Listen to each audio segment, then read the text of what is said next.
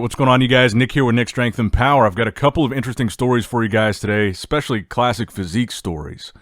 The first one being the latest updates from Ramon Dino. These are really the first really revealing updates that we've gotten from Ramon during this Olympia prep. This is 4.5 weeks out, and according to some of the comments on the Brazilian pages, it looks like apparently his weight in these updates is 104 kilos, so 229 pounds, just 2 pounds over his weight limit, which is 103 kilos, or 227 pounds. And then I guess the plan after that is to add about 7 more kilos by the time he gets on stage after the weigh-in, which would put him around 242 on stage after carbing up and rehydrating a little bit. So I think Ramon looks really impressive in these updates, particularly his back. I think looks really detailed. He looks like he's in pretty good condition for 4.5 weeks out. Like I said, according to the Brazilian comments here, he's only 2 pounds over the weight limit, so he's pretty lean here. But the real question is, will we see a better version of Ramon than what we saw at the Arnold Classic Ohio? Because what we saw in Ohio, it was not necessarily that Ramon was downsized or there was anything really wrong with his physique. It was just that he missed the mark with his conditioning.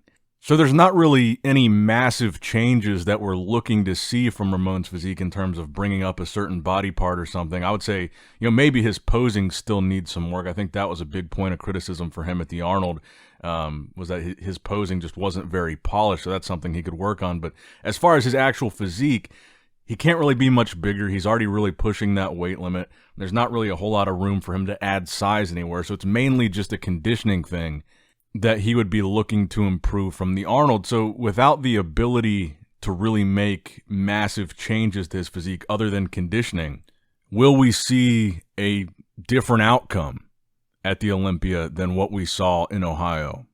Because like I've said many times, that big upset in Ohio where Wesley beat Ramon, I think, yes, a little bit of it was Ramon being off, but I think the biggest factor in that was that Wesley looked so much better than he'd ever looked before. And so Ramon has 2 challenges ahead of him at the Olympia. Number 1 is to fix what happened in Ohio and not be beaten by Wesley at the Olympia.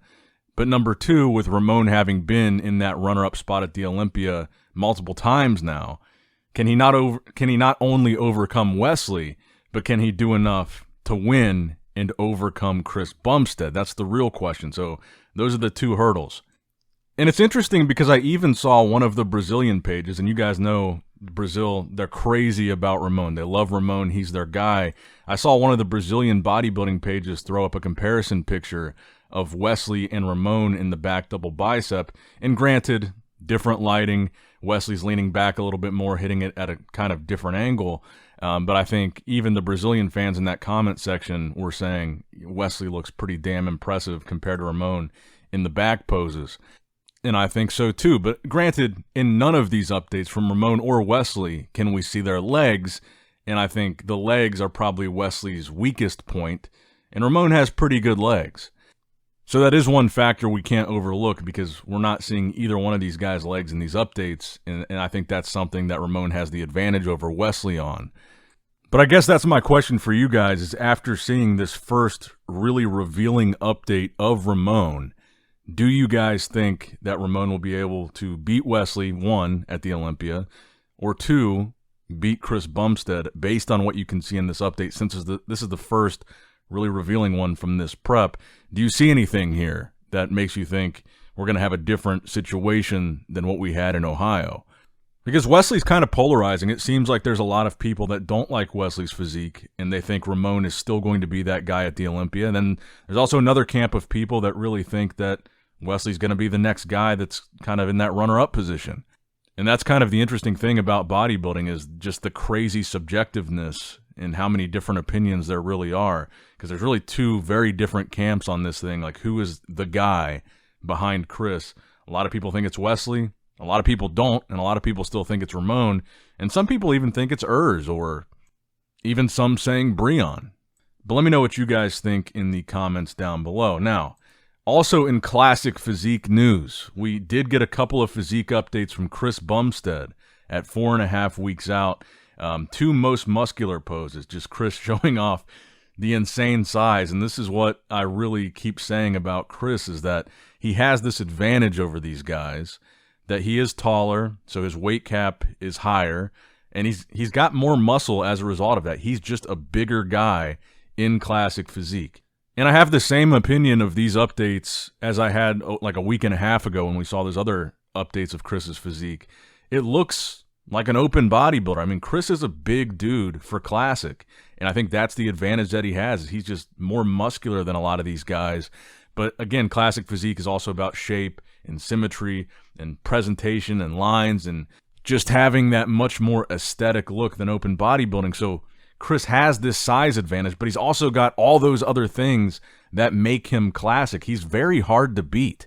I mean, even though you can't see his entire physique in these updates because he's wearing a tank top, you look at Chris and he just looks like he's in a different league than a lot of these other classic physique guys. Even, you just saw the updates of Ramon, and Ramon looks fantastic, but you don't have that reaction of, oh, this guy almost looks like an open bodybuilder. You can tell Ramon is a classic physique guy, but you see an update like this from Chris, and you're like, this dude's huge. He's huge for a classic guy. He looks almost open. And I think that's one of those factors that makes it so difficult for these other guys to move up and beat him, because a lot of them are limited by their height. Their height and weight class kind of limits the amount of muscle they're able to put on. And that's why I do think Wesley has a shot at being very favorable in the comparisons with Chris, because he's taller and he can have a little bit more muscle than some of these other guys. And he can come a little bit closer to that really dominant look that Chris has. And yeah, it's classic physique, and we've seen, guys like Terrence, these shorter guys that don't have as much muscle as Chris, come runner-up. I mean, Terrence and Ramon are both significantly shorter than Chris, and they've been the runner-up. But I think the reason why nobody's beat him is that size. Even though classic physique obviously is not necessarily a size game, it's about who's got the most classic physique. But I think Chris just has that edge because he's got the size too. And I mean, the proof is kind of in the pudding there. Chris, since he started winning, nobody shorter than him has beat him. And again, it's not to say that somebody shorter than Chris, somebody smaller than Chris, somebody with a lower weight limit it's not to say they couldn't beat him, but so far it just hasn't been done, and that seems to be one of the big factors why Chris is undefeated. And I think we'll go undefeated again this year. I still think Chris is going to win this thing, and I still think he's going to retire after. And I mean, I think he's going to leave a pretty impressive legacy and a massive impact on this classic physique division. Now, next up in the news, we finally have confirmation that Big Ramy is out of the 2024 Mr. Olympia. Now, this was an article courtesy of barbend.com where they interviewed the Olympia president, Dan Solomon, and in that interview, Dan confirmed for a fact that Big Ramy will not be competing in this year's Mr. Olympia. I mean, I think most of us kind of already assumed that based on the fact that Ramy's been really MIA for like the past year. I don't think we've seen a recent physique update from Big Ramy in over a year. He's posted a lot of throwback stuff, and it kind of begs the question, will Ramy ever be back? But at least now we know for sure he won't be back this year, even though a lot of us assume that already. And it's kind of a shame. I think a lot of the fans want to see him back. I want to see him back, but I also want to see him fix some of those nerve damage issues that he had. But I kind of wonder, I mean, it's been really mysterious, the fact that we haven't really heard anything from him. There have been no interviews of Ramy. Like I said, no physique updates, not even like training videos of him recently. So I kind of wonder what's going on with Ramy, why he's not competing this year, and if he will ever compete again. Because really, I don't think any of us know what Ramy is looking like right now. Is he still, over 300 pounds? Is he still training as a pro, as if he's still going to compete? I don't think anybody really knows. I kind of looked through, some of his friends' Instagram pages, typically going into the Olympia. Some of them will be posting the physique updates of Ramy, not necessarily on his page himself. And I looked at some of their Instagram pages. There was no recent training videos of Ramy or anything. There's really nothing to go off of how he's looking, but I guess we know now, again, courtesy of barbend.com, their interview with Dan Solomon.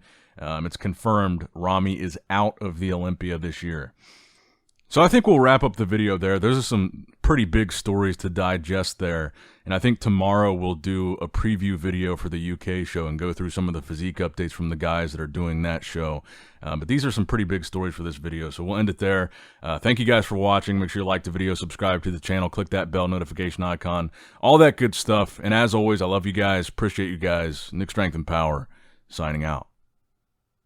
Alright guys, don't forget to click that like button and subscribe to this channel if you enjoy the content. Also check out my Instagram at NickStrengthPower, my Facebook page, which is simply Nick Strength and Power, my secondary YouTube channel, Nick Strength and Vlogs, for vlogs and bonus content that you will not see on this channel. And consider subscribing to my third YouTube channel, Nick Strength and Pokemon, which is all things Pokemon and trading card games, completely unrelated to this channel. So if you're into that, give that one a look.